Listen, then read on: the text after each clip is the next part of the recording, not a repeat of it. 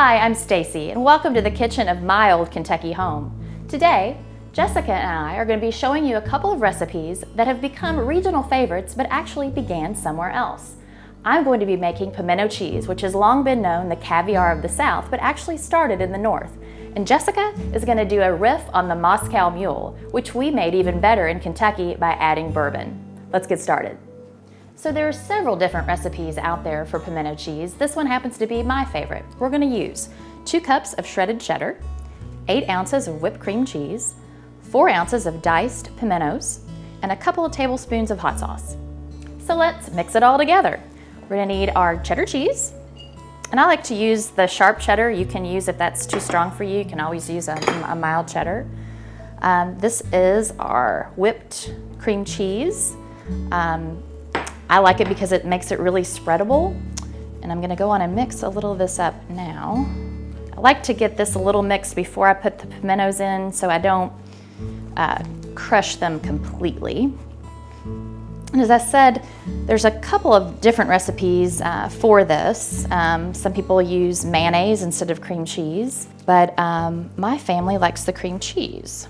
So as I mix this, I'm going to tell you a little of the history of this. As I said, it's long been known as the caviar of the South because starting about the 1920s, it really was a Southern favorite. You know, I grew up eating pimento cheese sandwiches, having it on spreads. You can go all throughout Louisville restaurants and they'll have it topped on a burger or used in cheese grits, or even I've seen it topped on baked potatoes. This actually started in the North though, and about the early 1900s, apparently a Danish immigrant started using a type of cream cheese and mixed it with imported Spanish peppers, and these were sort of hard to find, so these were the more affluent or upmarket folks would make this spread, and apparently, according to research, it was served at fancy tea parties and elegant affairs.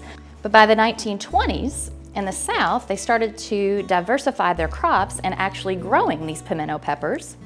Well, they mixed theirs, based on this recipe, I imagine, with mayonnaise, and so that's why you see so many mayonnaise recipes based in the South. And apparently this was a pretty economical recipe, so it was served to the working class on sandwiches.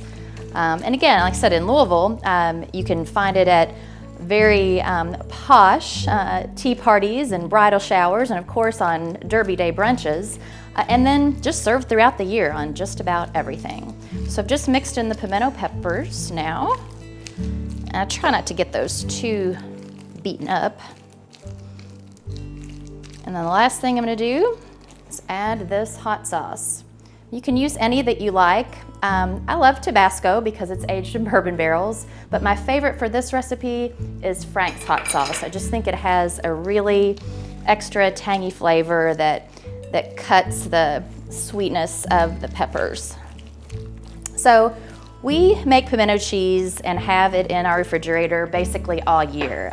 We use it as a condiment. The kids get home from school, get out pretzels or tortilla chips or crackers, and it's a snack. But it's something I always have in my refrigerator because it lasts a pretty good while in a nice little Tupperware container. And it's just an absolute treat. So there you go. We'll serve this up later after Jessica makes us a Kentucky Mule, but this is basically my version of pimento cheese. Like Stacey said, we're doing a riff on a Moscow Mule, which is a Kentucky Mule. And a Moscow Mule was supposedly invented in Manhattan, and originally it uses vodka and ginger beer. But today we are upgrading with Kentucky Bourbon. So I'm going to use Butchertown ginger beer, Maker's Mark, fresh squeezed lime juice, and ice, and that's it. So just like it's traditional to use a pewter or silver cup for a mint julep, it's traditional to use a copper mug for a mule. So all we're gonna do is fill this up with ice. This copper keeps it really cold and keeps the drink really refreshing. And we're gonna squeeze in the juice of about 1/4 of a lime.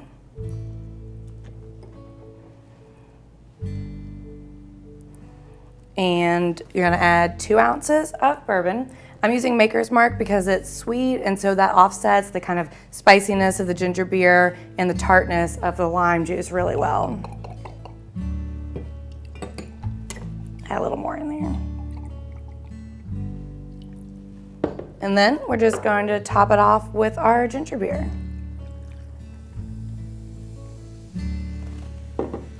Give it a good little stir.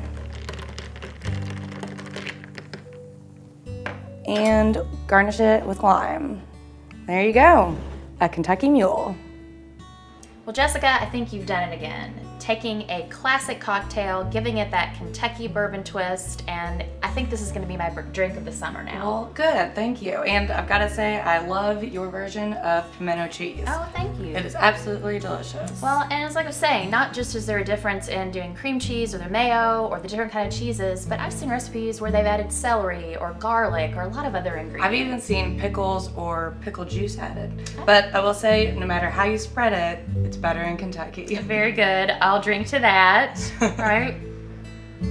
Well, for recipes like pimento cheese and the Kentucky Mule and other regional favorites, visit us at culinarylouisville.com. And we'll see you next time on Bourbon And biscuits. Cheers.